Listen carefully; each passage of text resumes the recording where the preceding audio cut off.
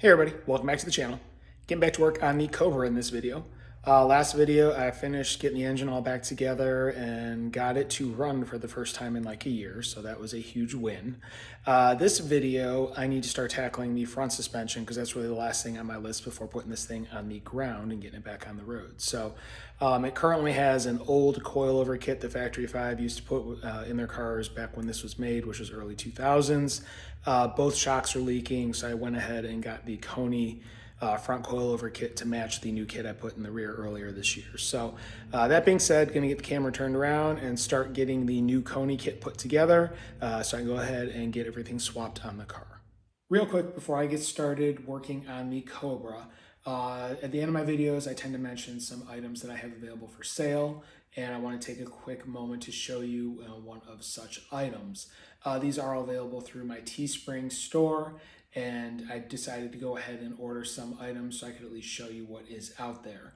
What I'm wearing right now is the Comfort tee that is available in multiple colors, and then there are multiple other items available with this photo on them, as well as some other photos related to the Cobra, Jeep, MR2, and some of the other vehicles or items that I'm interested in. So if you want to check it out, there should be a link to the store in the description of this video, as well as a link to the specific item.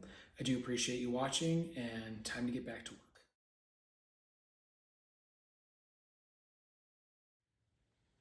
All right, so here is the new front kit. Two 500-pound springs, two Coney red shocks, which they are adjustable, so I'm gonna have to go through and set the fronts. I believe based on Kleiner's recommendations, they are supposed to be full soft, and then you have the sleeves, spinners, and hardware, whatnot, to install the coilovers on the housings. So I'm gonna start unpackaging everything and then start getting everything prepped and get the two housings assembled. All right, here are the two shocks. And to set these, the setting on them, you have to pop this black cap off. There's a spot where you can put a screwdriver under it. And underneath there will be a button. And what you need to do is depress the button, and while holding the button down, you can turn the shaft. And you want to get this to, for the fronts, you want it at the softest setting. So that's fully counterclockwise. As you go clockwise, it firms up. There should be 4 settings that you feel when you're spinning it. So I want these both set to full soft, so I'm gonna go full counterclockwise as far as the adjustments go. So I'm gonna grab a flathead screwdriver, probably clamp the bottom in a vise just to hold it in place, make my life easier. Because I think to spin them, a lot of times you do need to use like a screwdriver or something in the top just to be able to have the easiest amount of movement to be able to spin the rod. All right, so real quick, first thing I did, you can see I popped the cap off here and I slid the bump stop down, put the top in a vise so I can make sure that this jam nut was as tight as possible, and it is not moving at all. So now I will flip it upside down or the other way around and make the adjustment. All right, real quick, got it flipped the other way. This right here, this is the button I'm talking about. So you need to push that down. And then, like I said, I'm gonna use a long screwdriver just through this hole here so I can twist the shaft easier. I mean, it moves all right, but once you try and actually make the adjustment, it's a little bit more difficult to spin. So again, I want it full counterclockwise, which that will be softest setting. All right, this one was already in the full counterclockwise, so I popped this back in place. I'm gonna grab the other one, do everything I just did, and then the 2 shocks will be prepped. All right, and both shocks are good to go, set at the softest setting. So next I'm going to need to install the upper, actually these are the lower because these get mounted with the springs up. But the collars, that you need these, and you're going to need snap ring pliers to hold them in place because these lock over top of these tabs here on the end mount. So I'm going to go ahead and get everything together and get these installed. And before I can put these top retainer on, we do need to put the sleeve on. So if you look at the sleeve, you're gonna see there's a portion of it that doesn't have any thread that will go towards the bottom. That's what's gonna sit on this ring here. So you'll slide this up over the top, and then we can go ahead and put that on. So I'm gonna go put this on this shock real quick, and then we can do the end cap. All right, you can see the sleeve is in place. Now, we also do need to put the spring and lower adjustable perch on the sleeve. So we're gonna do that first. So we're gonna grab the adjustment perch. It's basically gonna go this direction because the spring's gonna go above it here. And then once that is on, I'm just gonna put it all the way down at the bottom to give myself enough clearance to work. Then there's going to be this plastic washer that sits like that on top of the perch, and then we'll put the spring in or on top of it, and I am going to put it this direction with the top of the lettering facing the red end of the shock because that is up. So I'm gonna go ahead and get those few things done real quick and then I'll be back. All right, as you can see, spring is on, as well as, the lower perch, and then that little washer in between the spring and the perch. So next thing is going to be putting in the upper perch. Well, it's actually the lower, the way this is installed. And you basically are gonna slip this in this space here, like so. Slide it up to here, and then we'll go ahead and flip this up. So this is up top, and drop the snap ring in over the top.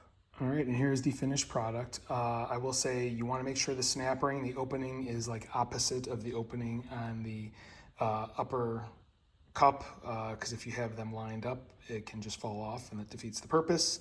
You can also go ahead and push the bump stop up into that groove where it stays.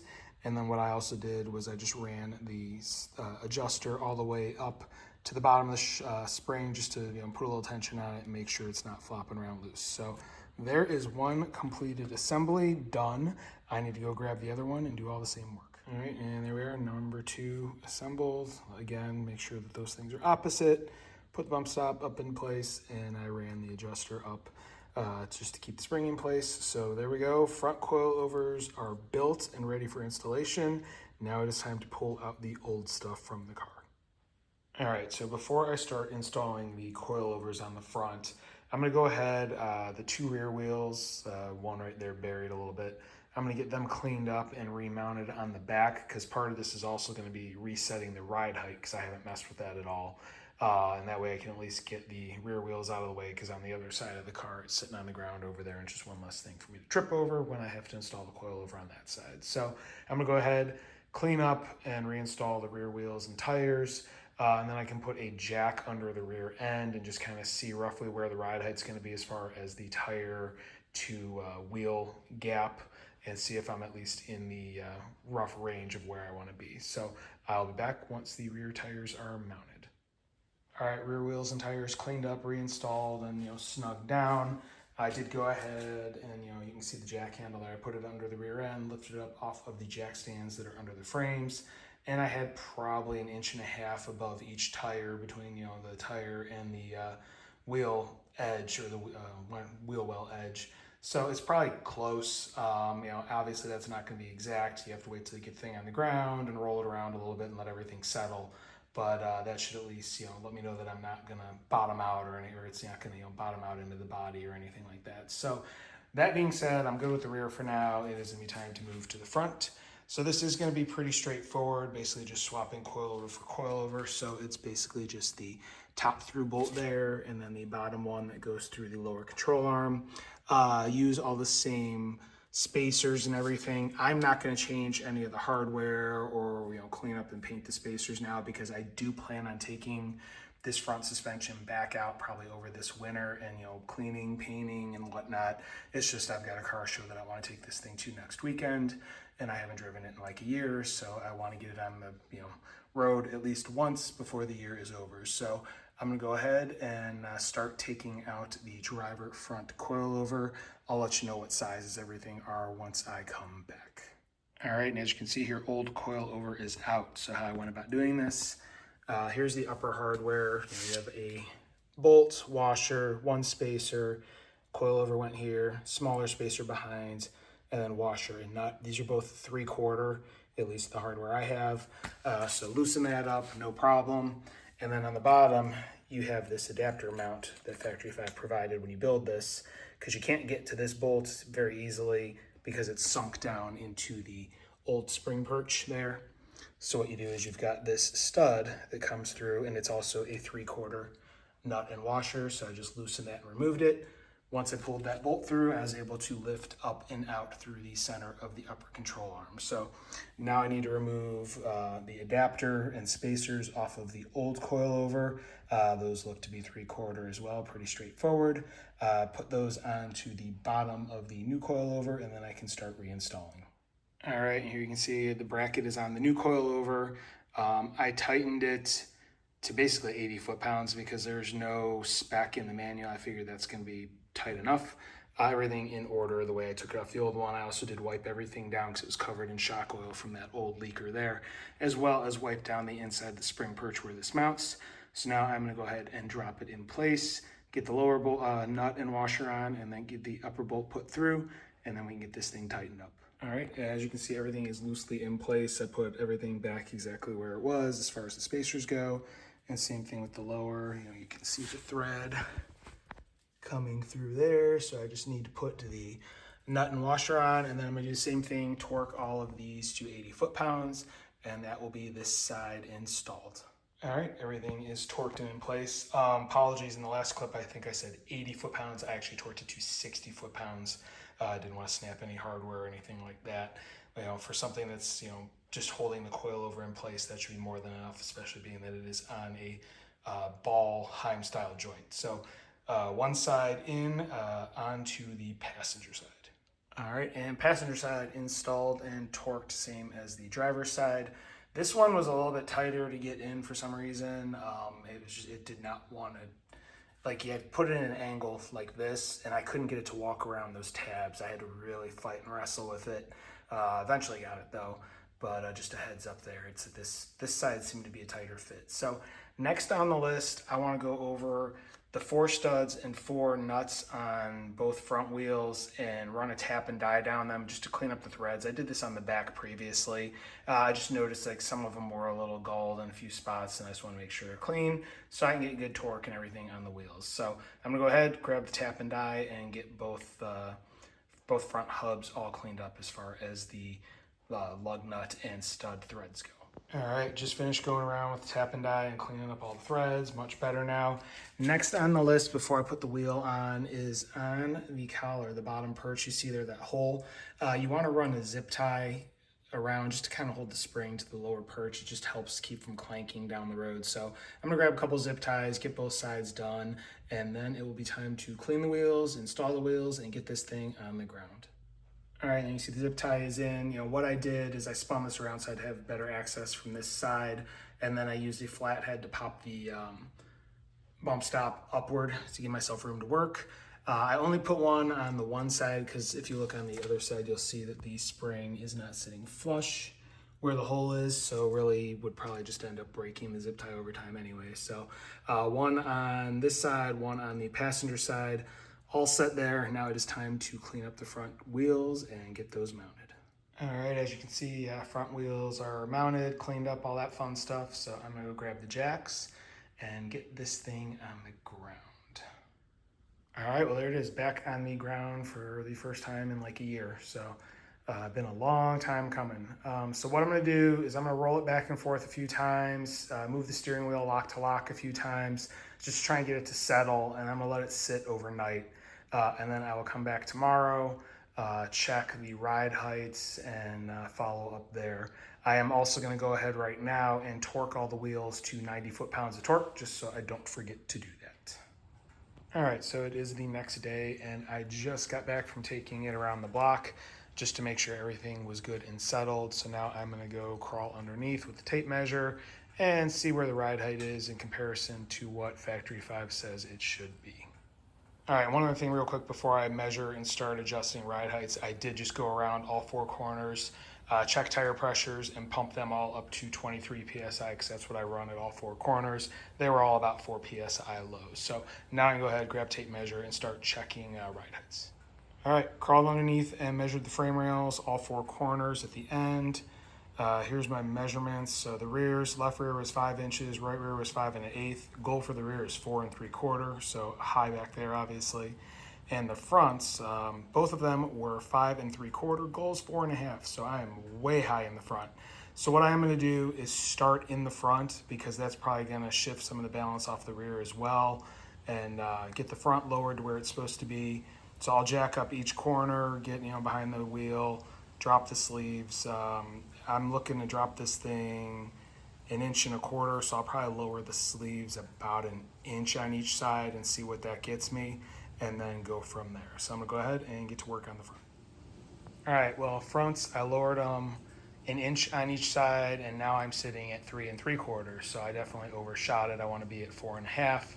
I was at 5 3/4. So I'm going to go back up just shy of a 1/2 inch on both of the coilover sleeves, and hopefully that gets me my 4.5 mark that I am shooting for. All right, took a little more fine tuning, but now I have the fronts done. They are both at 4.5 from the bottom of the frame rail to the ground, which is what I wanted. And I did double check, like, the gaps on both wheel wells are the same as well, so we are good there. Next up is going to be hitting the back and getting that adjusted. All right, well, that took some going back and forth. The rear takes much bigger swings at the collars in order to get adjustments out of it than the front did. So I've got the rears now at 4 3/4. Unfortunately, lowering the rear brought the nose up. So I need to go back in the fronts and do just a couple minor tweaks. It's not far off. I think it moved about 1/8 of an inch. So I'm gonna go back in there and get the front tweaked, and then this should be job done. All right, just check that real quick. It's only the left front that's off, which makes sense because I had to make a bigger adjustment on the right rear, so corner weighting and all that fun stuff. The right front is still right where it's supposed to be at 4.5. So this is currently at just under 5 on this side, so I basically just need to move it like probably a turn and a half on the collar. All right, it's like 45 minutes later because the joys of corner weighting, when you make one adjustment, it throws everything else off. I think I got it where I want it right now. I'm going to let it sit overnight because I got to get inside and eat dinner and call it a day. And then tomorrow I will check everything again, see if it's settled any. I was rocking the car and whatnot, trying to get everything to settle. But hopefully we are done, and then I can put the locks in the collars and call it job done. All right, it's been a couple days because we had some crappy weather come through, and I wanted to drive this before I took a final measurement. So just went around the block again, made sure everything is good and settled. So now I'm going to crawl under and see where my numbers are. All right, well, it's close, but not quite there. Both rears are at 4 5/8. They need to be 4 3/4. So I'm basically just going to crawl under there, move them ever so slightly up. As far as the fronts go, left front is at 4 3/4. Right front is at 4 5/8 as well. Those are supposed to be at 4.5. So I'm going to lower each of those just a little bit, and that should kind of get me where I'm at. I'm probably going to lock them down right after doing that because I know that it's really close. I'll probably take it for another quick run around the block, but we're about where it needs to be based on where we started at. So I'm gonna make a few little tweaks and then I get this thing finalized. All right, backs are both 4 3/4 on the dot. So I already put the driver's side, one of these little set screws in. I'm gonna put the passenger side in now. All you do is just go till they're like slightly snug. You don't want to damage the plastic or anything. But according to Factory 5, it will hold. It is a 1/8 inch Allen key that you're going to use. And what I did is I raised the rears up a little bit because they were just slightly low, and then I put it back on the ground, and then I put a jack under the rear axle on both sides just to get it to really go up into place and collapse the suspension, and then measured it, and we were good at 4 3/4. So rear is good. I'm going to get this other set screw in, and then I'll move up to the front. All right, and hit the marks. I'm right at 4.5 on the fronts, both sides. Just took, like I said, a little fine tuning, but got it there. So I'm gonna go ahead, grab those same little lock set screws and do the same thing and get the fronts finalized. All right, fronts are locked down, so we are good to go there. Ride height is all set, tire pressures are set. Last thing I need to do is clean up and reinstall all the little center lookalike or knockoff lookalikes, and then that will be job done. All right, as you can see, you got the imitation knockoffs reinstalled, and I went over, wiped this thing down with a California car duster, get some of the dust off of it, and I think it is now time to go for a little test drive. I mean, I've done a few just around the block, but it's time to actually take it out on the road and see how it does. All right, time for a little cold start.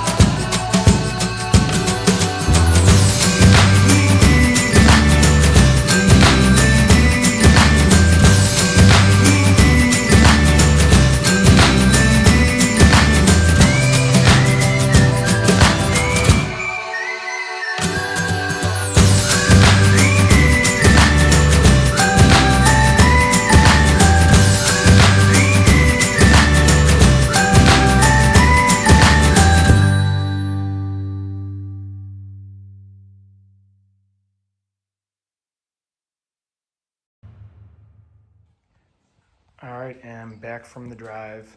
I was just watching the clip of the drive, and unfortunately, there was a lot of noise from the flag flapping next to the phone, so you really can't hear the car running. So that is why I have the music overlay, because you would just be hearing this crackling flag, and it just doesn't sound good. So apologies for that. Next time I take this thing on a road drive where I'm going to record it, I'll probably remove the flag because it just made way too much noise. But anyway, good drive, got it in all the gears, everything sounded pretty good. I did notice a little bit of whining in the transmission under load, but I built this box pretty tight, so I kind of expected that, and it should loosen up over time as things wear in and break in. This is a brand new gear set. If you follow the channel, you'll have seen all my videos about rebuilding the T5, and these are brand new gears. So I figured it was going to be a little noisy because I did build it tight. So other than that, it was pretty good. This suspension is definitely a little bumpy with these spring rates. Not sure if I'm going to adjust the shocks anymore. We'll see. The roads around here aren't the best either, but you probably noticed it's pretty bouncy. No leaks seen other than one thing that I didn't do, and that is the thermostat gasket. And I had a feeling this was leaking before, but I didn't mess with it. What I'll probably have to do, I used a paper gasket between the expansion tank and the intake manifold, and it almost seems like it's weeping through that paper gasket. So what I have a feeling I'm going to do is pull off the expansion tank and just use Right Stuff sealer and no gasket whatsoever. That seems to be the trick a lot of people do to get these things to stop leaking. But I mean, it's not a bad leak, but I just noticed a little wetness at the bottom of the thermostat. So other than that, pretty happy. So that being said, that is where I'm going to end this video. If you like what you're seeing, you want to follow along, please hit like, please hit subscribe, please hit the notification bell. If you have any questions or comments, please leave them in the comment section below. I do review them. I will reply. I do have a second YouTube channel devoted to firearms. If that's something that interests you, please check it out. There's a link in the description. I also have a Rumble channel where I have firearm content as well. Same thing, link in the description. If you're on Rumble, I'd appreciate if you head over there, check it out, and follow my page. I have some merch for sale, as you saw earlier in the video, and you probably see under this video in YouTube. If you're interested in checking it out, link in the description below. That being said, thank you very much for watching, and have a great day.